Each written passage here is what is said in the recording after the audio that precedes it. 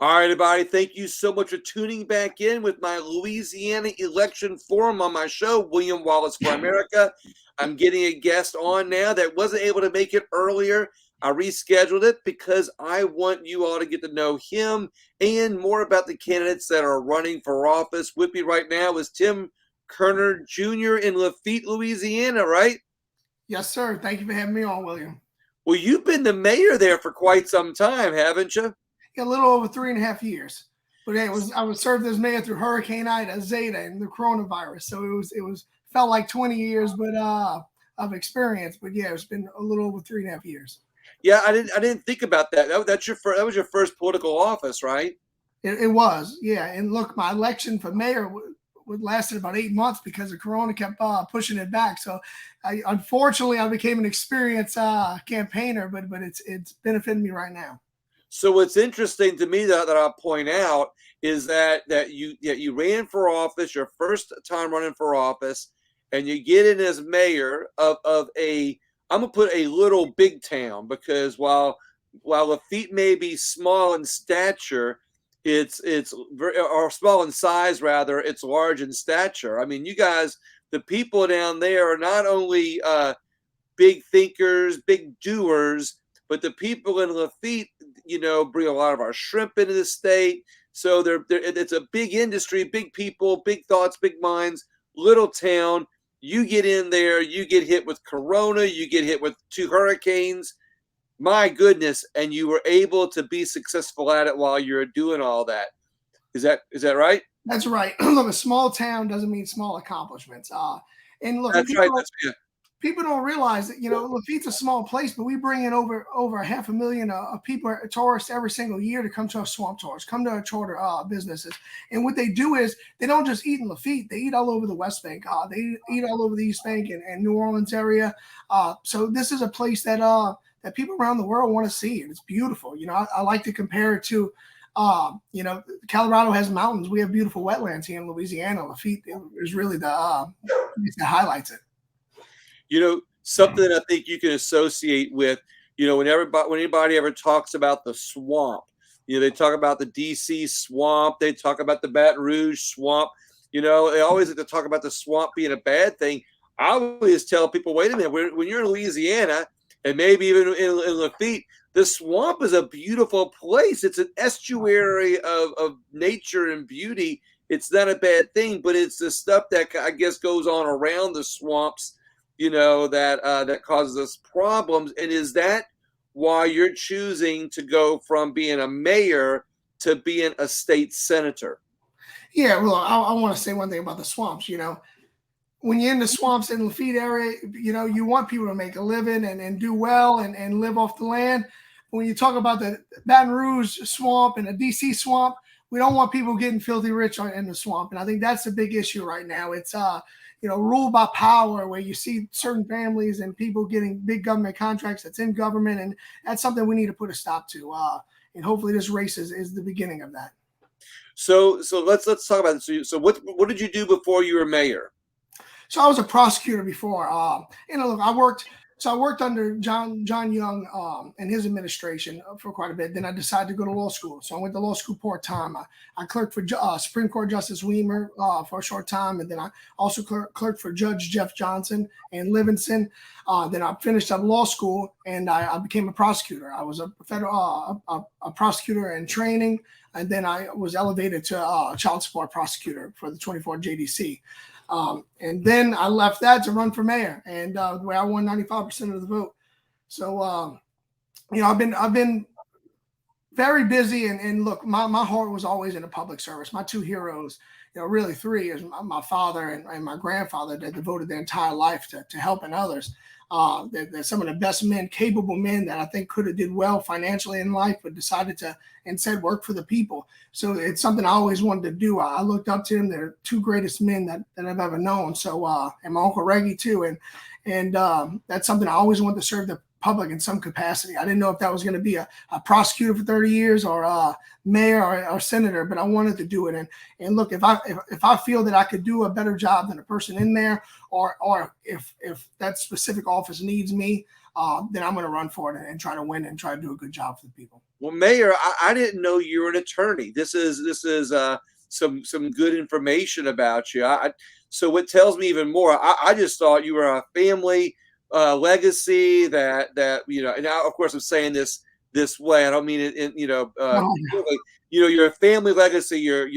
All these Kerners were always in office and mayors and stuff down there, and you just kind of fell in the footsteps. But you're actually a man on your own. You went to law school. You forged your own path by going to law school, and you gave up the potential of being a big time high money making attorney to be a public servant. Am I seeing that path correctly? I mean, or is that am I going out too yeah. far? No, you're spot on. And look, I own two small businesses, right? We own a small little humble law office between me and my partner, and then I own a little real estate firm too. I'm a realtor. So when my daughter was first born, and that's when insurance was starting to go up and inflation, I said, God, I want to give this girl a good life. And of course, I'm a public servant, not the best salary. So I'm like, how can I do that? So when she was born, I actually, even in the hospital, when they were sleeping, I was staying up doing my real estate classes so I could start doing that and make a little extra money so I could work on giving her a better life, even though I was sacrificing for the public. So I do own two small businesses. I'm 32 years old, but look, my heart and passion is in improving people's lives and fighting for the place I love. And I love this district that I'm running for. Not only do I see service in your heart, I see work ethic in your bones.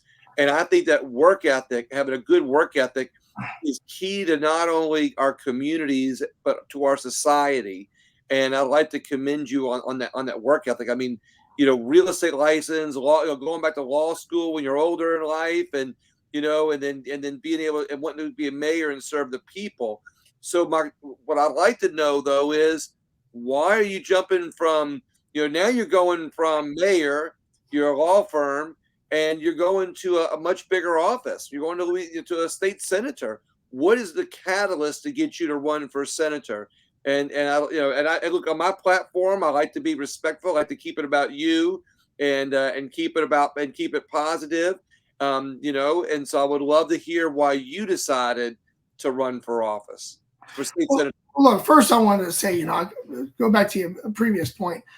I come from fishermen, so I got the work ethic in me. So the one thing nobody's going to do is outwork me. And I'll tell you, and that kind of transitions into into one of the reasons why I'm running.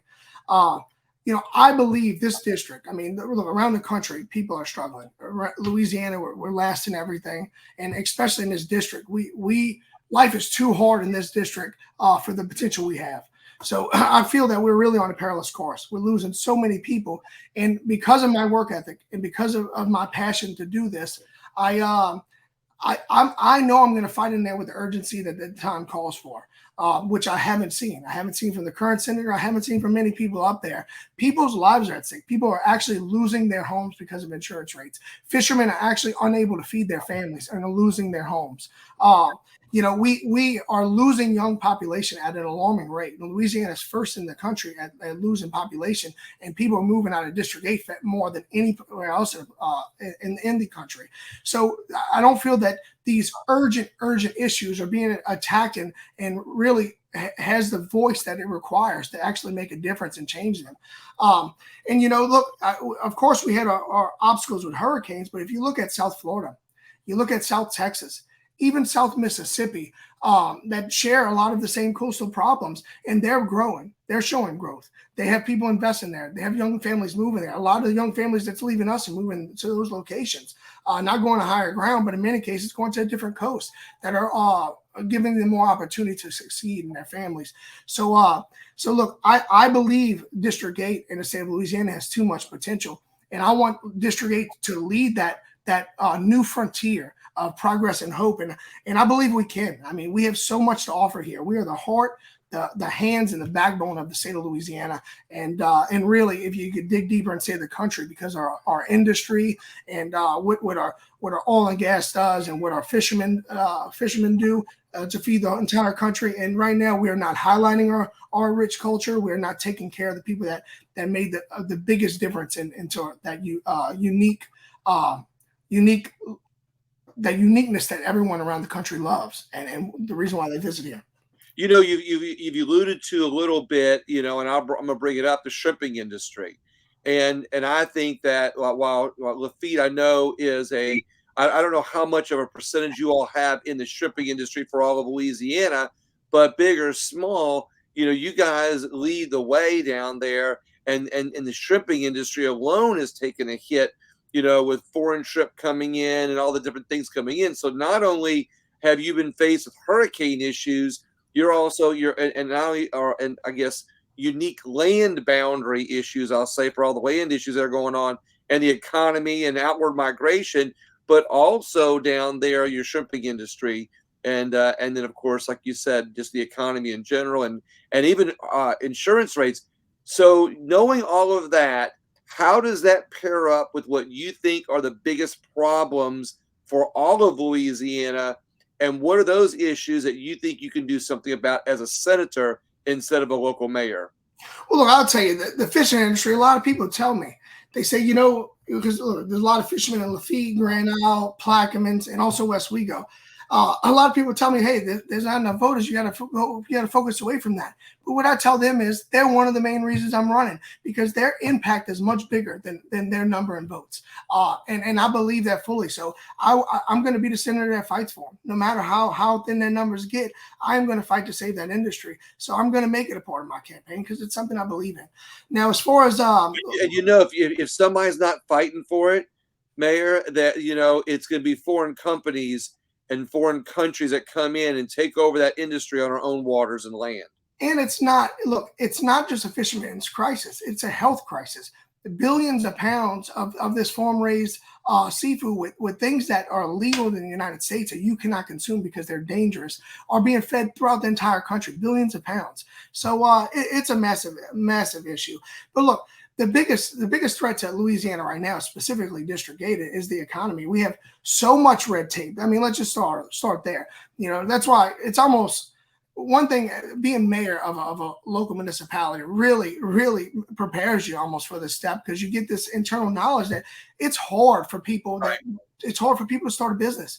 I mean, people had this dream of starting a business. I've seen it so many times where I had to cut this red tape, jump through hoops to try to get this family. I had a dream of starting this business, and they give up because government has so much red tape. They say for the safety of the consumer, but you just don't see it, and it's so unnecessary. Right now in Louisiana, we should be encouraging business.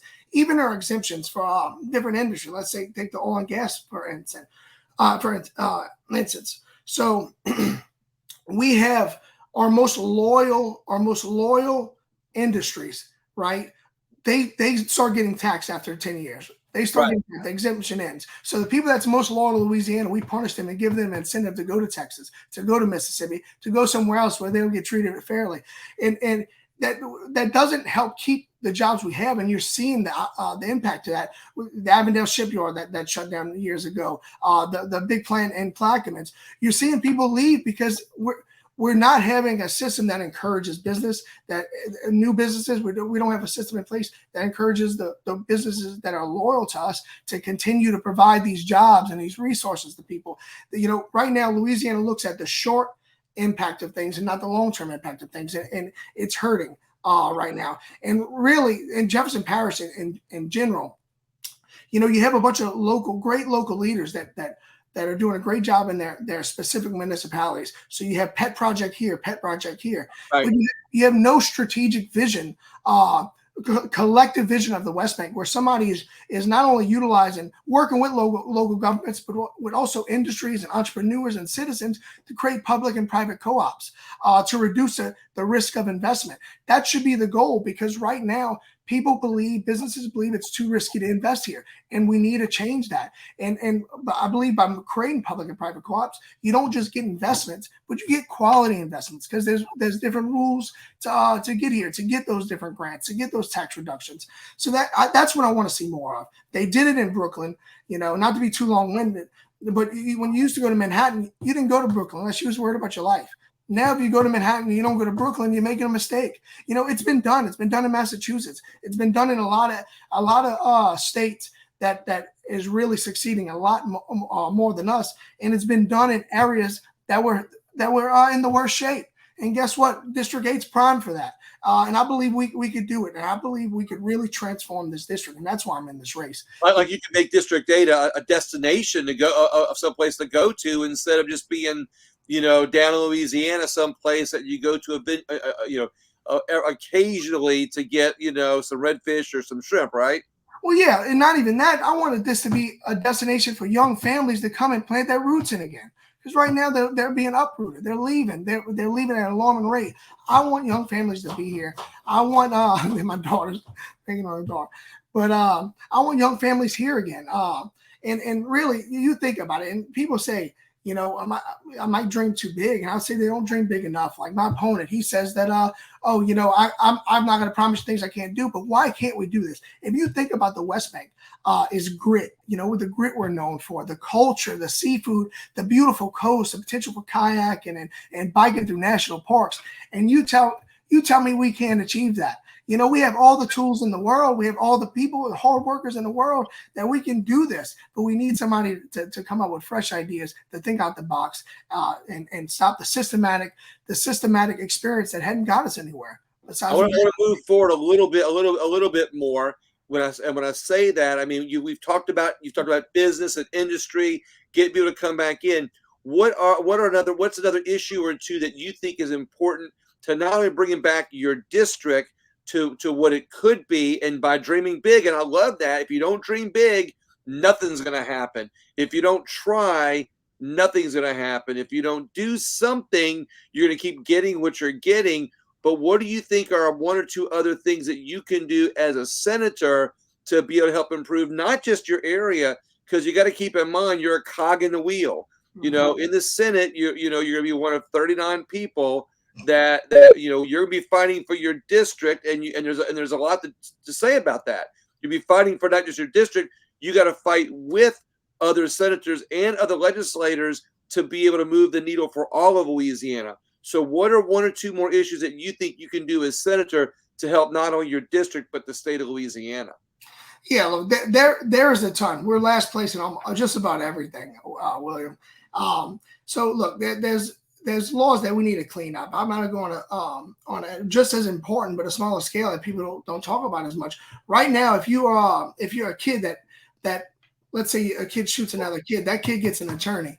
But if a kid's sexually or physically abused by a relative or something, they're not always promised an attorney. They're promised a volunteer. So and that doesn't necessarily benefit the kid, especially when a lot of time it's a family member that's done it in many cases. So there's certain laws I want to clean up. But overall, look, Louisiana needs to cut the red tape. I mean, it needs to cut the red tape. One thing I'm going to do is I'm going to be a good conservative. I'm going to push very hard to cut the red tape to be able for small businesses to start to succeed again. And also, look, the coastal restoration is huge for me. It is huge for me because it saves Louisiana millions and millions of dollars. If you spend $1 million towards coastal restoration, it saves eventually over time. It's going to save the state of Louisiana $100 million. With all the storms we hit, and so it's always a smart investment. Look, there are so many things we could do in Louisiana. Education. I mean, you think about education. We are last in education. We continue to pour more money into education, but we're not seeing the progress. So that whole system needs to be overhauled and looked at very hardly. I think we're a little handicapped by the federal government and how they want to see education. And you see the difference in scores in private school and public schools, where private schools are filled. The Department of Education uses way too much money to pierce the 10th Amendment veil for our state to make us do what they want us to do in our education system. So they handicap them. They handicap them, right? So what happens is, you have private schools that are teaching kids, and you have public schools that are teaching kids tests. And a lot of times it doesn't make a lot of sense if you look at these tests. And right now we're I think 48th, 49th, or maybe dead last in ACT scores. So we got a total overhaul. And also, look, I would be in favor, and I know this, I don't want to sound cliche because you have crime and those things that are so important to me. But I think you solve a lot of crime through blight in your specific district. But giving the police officer the resources they need, of course. But one thing I want to hit on was technology jobs. We're not getting any technology jobs, and technology jobs are so huge all over the country now. But there's people going to school for technology jobs at LSU, Tulane, but they're moving out of state. Why are we not creating an environment that they want to come in? And another thing, we have on our I say VOTEC. I didn't set the key word anymore. We have the word on our trade schools. But go another key thing you're getting ready to say. So, and another thing is, man, this state is just right now. We are just showing no growth at all. People aren't investing here. People are moving away. And look, constitutional convention to take away some of these. Again, state handcuffing itself. Every year we have different surplus. We have different hurricane events. We have different sometimes pandemics now. So we need to be more flexible. Right now we are so handicapped. I mean, not handicapped. We have constraints on us that's limiting our flexibility. And Right. when you do that, it's hard to dream big. It's hard to make decisions on today. We're making decisions on what's left of decisions made 20 years ago, 30 years ago. Right. And that's not good enough. So we need to take that so we can all come together and really try to transform the state together. And that's probably the biggest issue, to have that flexibility so we can start looking at everything in a business sense and trying to find out what works and what doesn't, cut what doesn't, and put more money where it works. I'm going to try to be a little bit more concise here, so we can start wrapping this up here in a couple minutes. It was a tough question, because when you talk about what can you do to help Louisiana's dead last. I mean, it needs a total overhaul. Hey, taking out the current senators is probably a good thing. Well, and what I like about is that you have passion and compassion in your heart. You have compassion in your heart, and you've got passion coming from your heart to be able to try to do the right thing. So that's kind of why I let you, explain everything a little bit more in a little bit more detail, because I'm sensing your passion to do the right thing, and I'm picking up on the fact that you're not just somebody who's running out of passion, and compassion. You're somebody who's running because you're keyed into a lot of the things that need to be done to fix the state. But so I got two key questions for you, though, is what about taxes? There's a big move to get rid of the income tax. And the more I hear about how Americans, we're taxed on our paychecks, we pay property taxes, we pay back taxes on our food. Every time we buy something, we pay taxes. There's got to be a push to reduce taxes. How are you on eliminating the state income tax? You want to help businesses come here and people move here, and then they take away the income tax.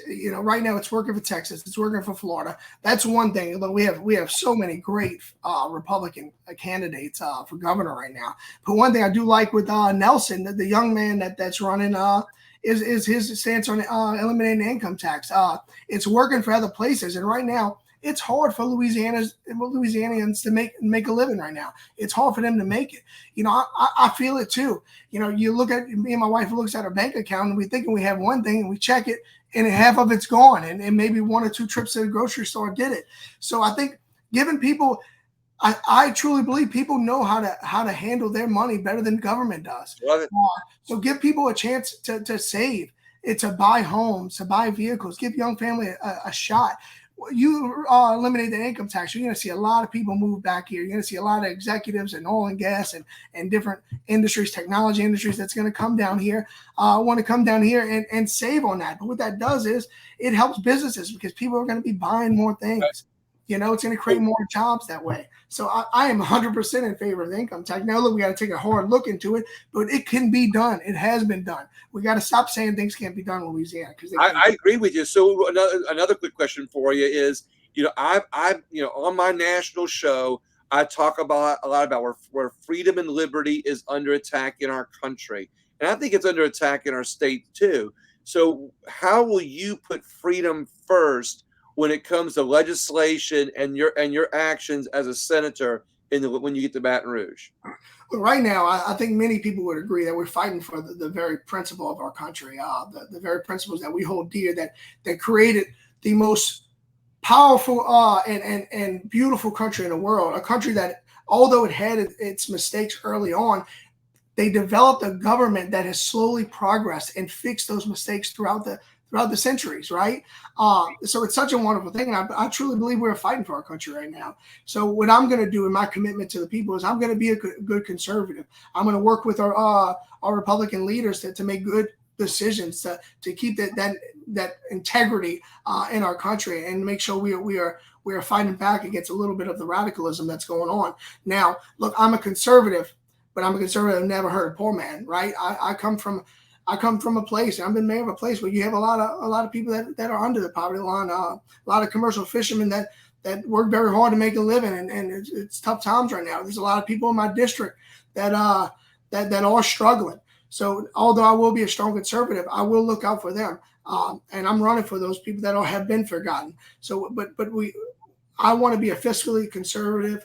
I will be. You could take it to the bank, but one thing I will do is I'm going to make sure that those people aren't neglected anymore, aren't forgotten, that they're heard again, and that they're served again. And I love it. It sounds to me like you got the experience. You got the experience that people need, but you have the compassion of knowing what it's like to be the little guy, and I don't even say little guy. I mean, they're not little guys, but their voices aren't heard is what I'm trying to say. We are the little guy, and we're okay with that. Like you're going to hear the unheard voices and bring their thoughts to Baton Rouge. Is that what I'm hearing? Yeah, William. Hey, we are the little guy. I'll tell you, but the majority of this country is the little guy. So it's time for the little guy to take back control and start making decisions that benefit real people, everyday citizens that are hurting so bad because of bad government decisions right now. So one last question for you, and then after that, I want you to tell me how people get a hold of you and find out more about you. So they go to the ballot, they've got you against another name, and they might make a comparison. What do you think you can say that needs to be those final words that make them pull that ballot for you? Well, I'll say, first off, do your research. Do your research on both candidates. Look at their voting record. One thing I'll say about my opponent, he shouldn't run on his record. He should run from it because it's pretty bad. But look, the reason why I'm actually going to vote for me is because look around. Look around the areas you live, from Avondale, Wagaman to Oswego to Marrero, Barataria Boulevard, Lapalco, Tarrytown, the Blight, Plaquemines, the water issues, the tolls. You look around, how many of your friends have left? How many of your kids, grandkids, best friends have left? Is this a place that you're proud of right now? We are dead last in everything. And I ask you to give the young man a chance. One thing I did as mayor, and look, we were hit the hardest during Hurricane Ida. We overcame obstacles. We brought it back. We revitalized it. And I want to do it at a bigger stage. I want to do it for you and your families. So I'll ask them, look, give me a chance. Give me a chance to help you and your families. And I promise you, you're going to see me. You're going to hear my voice, and you're going to be proud of me. We're going to work together to bring this district and bring the state back. I won't let you down, and give me a shot, because right now what's working is not cutting it. And I'll just say this, that if we don't change the people that's there, things won't change. Give me an opportunity to do better. I believe with every fiber of my body I can. And Mayor, how do people find out more about you? What's your website? So we're in the process of the website right now. It will be finished tomorrow, actually. But we have a campaign headquarters right by, if you're familiar with Paradise Bar in Lapalco, or Brian's Hair Zone, a popular hair a barbershop, and right next to Dr. Taylor, the dentist. We're right in there. You can't miss us. We got a big sign up. Come see us. Come see us. If you want to speak to me, stop by, give you a number. If I'm there, I'll speak to you. If not, then I'll call you. I'll come see you at your house. So look, I want to get my message out, and that's my goal in this campaign, is to give people an option for the first time in 16 years. So please reach out to us. But also Tim Kerner Jr. on Facebook, or Timothy Kerner Jr. on Facebook, those two pages. I want to hear from you. I want to hear your concerns, and I want to fight for you. Mayor Kerner, thank you very much. Hang on there 1 second while I'll close out, and I'll get back to you in 1 second. But I want to thank you for being on here, and I want to thank everybody for watching. This is what I think is very important in not only this race, but there's a lot of races going on in Jefferson Parish where there's a lot of very well-known people running against each other. And what I think is very important at this time is to look at that as a positive for the people to finally have a choice in who they're voting for. Instead of having somebody who's been getting in, and I'm not referring to this race in particular, it's all the races in Jefferson Parish. There's some people who get in unopposed. these opportunities where somebody's running against each other is a chance to have your voice heard, for you to do your research and have the candidate work a little bit harder for your vote. Please look into not only Mayor Kerner, but look into all the races and find out where you think your voice will best be heard and who's going to work the hardest to take your voice back up to Baton Rouge in this case. Thank you so much. Thank you, William. You're welcome.